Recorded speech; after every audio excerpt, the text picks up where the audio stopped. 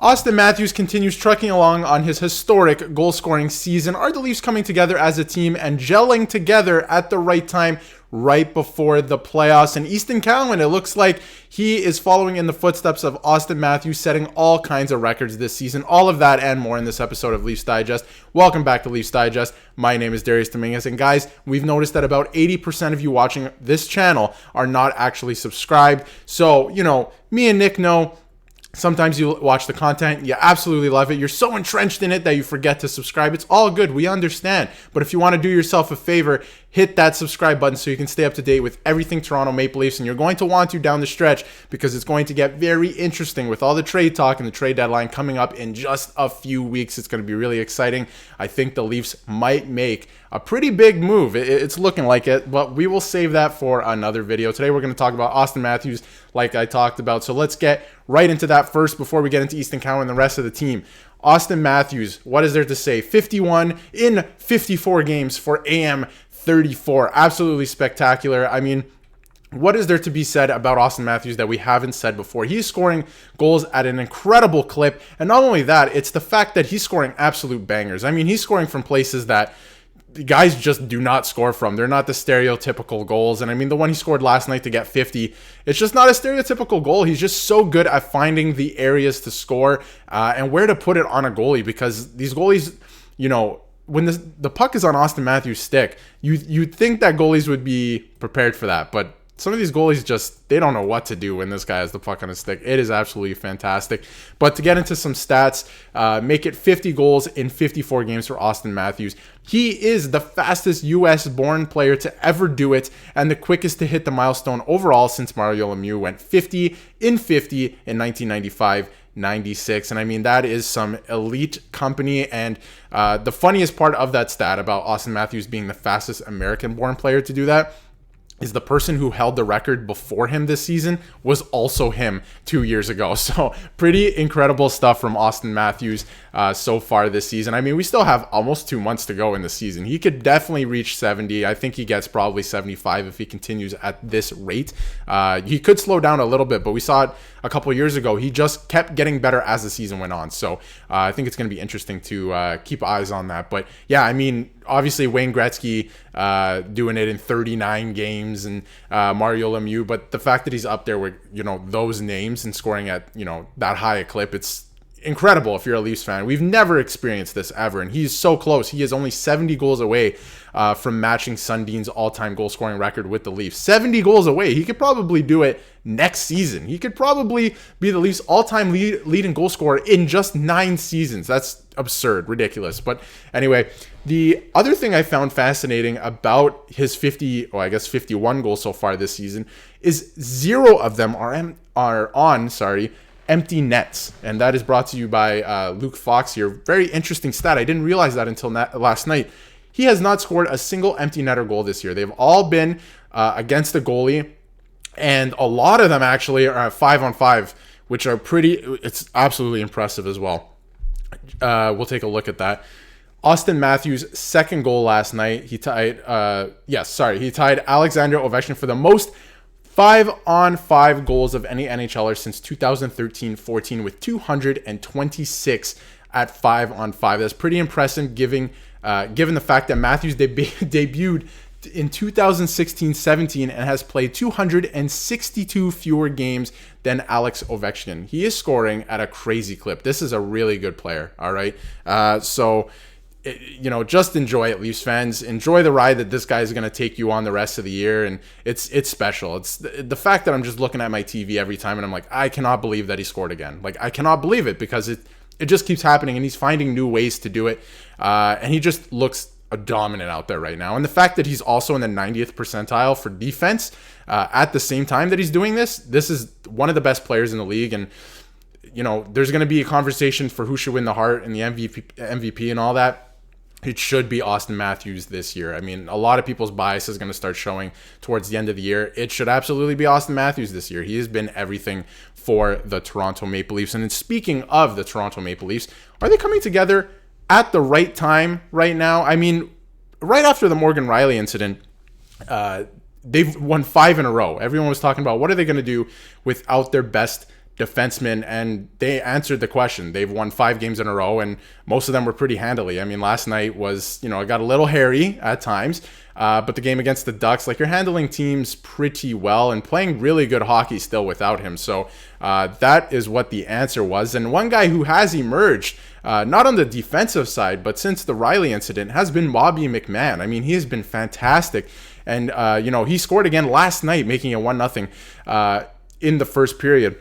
And he has now recorded 7 goals over his last 5 games. The last Maple Leafs player, other than Auston Matthews, with more in a 5-game span of a season, was James Van Riemsdyk, 8 from March 14th to 22nd, 2018. Now, I know that's a little bit of a cherry-picked stat, but hey, that is success for a Leafs player. We're going to celebrate that a little bit. Bobby McMann has been fantastic. And not only are they getting depth scoring, and I mean, he is clawing slowly to be the leading scorer outside of the core 4 to the Leafs. Very slowly. I think last night with his 9th goal on the year. So, he's finally figured it out, and he's doing what he's good at the major league level. He's done it in the AHL. He's done it in leagues before this, but he's finally getting to do it in the NHL level, which is very exciting if you're a Leafs fan. But besides all that, there's other players stepping up too, and they're playing fantastic. I have to give love again to TJ Brodie. I mean, since Morgan Riley's been suspended, he's been moved from the right side to the left side, and he's been fantastic. The Leafs have outscored their opponents 9-0 in his 5-on-5 minutes during Morgan Riley's 5-game suspension. And he's also had 4 points, 3 primary points, and led the team in ice time. Not too shabby from TJ Brodie. Earlier in the season, like I said in a couple of videos ago, a lot of people were on him. A lot of people were saying, oh, maybe they should flip him. He's been spectacular the last 5 games. He has really turned it on, and that's what I'm talking about. It looks like the Leafs are kind of turning it on the last couple of games, which is good. They're heading into the playoffs, heading into the trade deadline. That's when you want to turn it on, all right? And I mean, if you want to pause and read this is just fantastic too.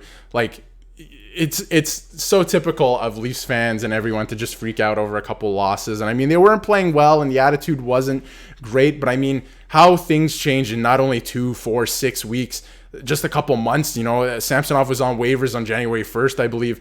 A lot has changed in that time, so it's really nice to see the Leafs on an absolute heater right now, which has been fantastic. And I mean, to go with the great play is also the toughness and the stuff that we want to see more of.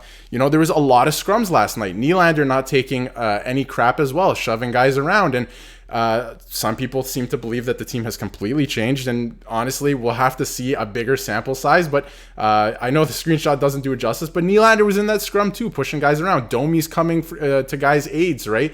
Bertuzzi's in the mix all the time. So yes, he's not putting up points, but he is absolutely in the mix all the time. So as long as you're getting yourself asserted into the game in some way, I think you can make yourself useful.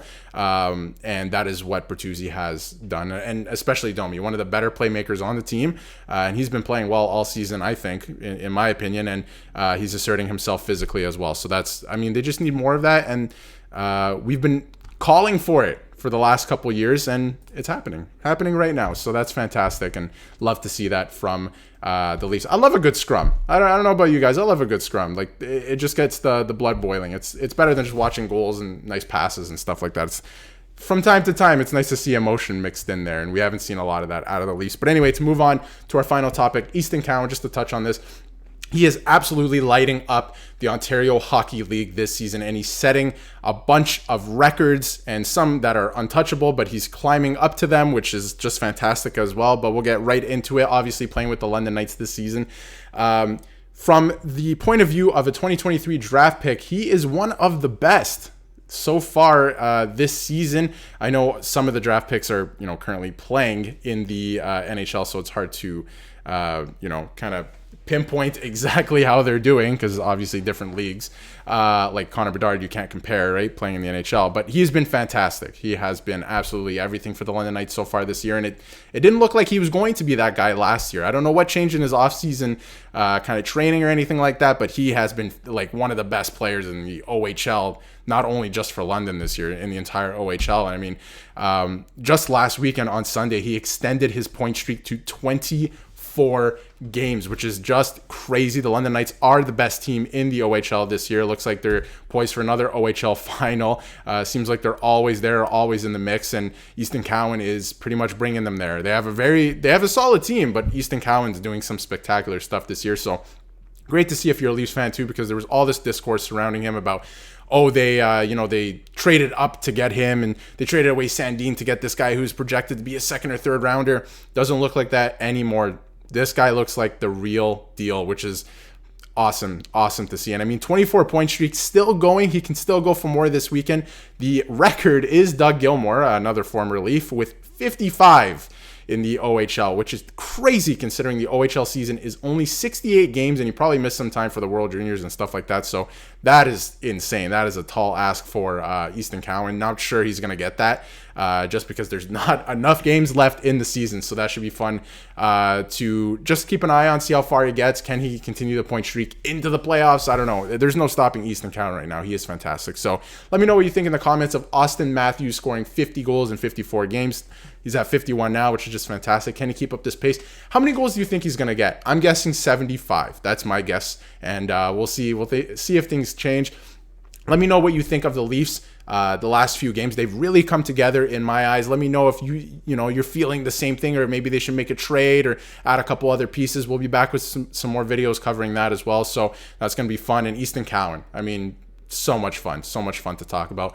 But yeah, we'll see you guys for another video tomorrow.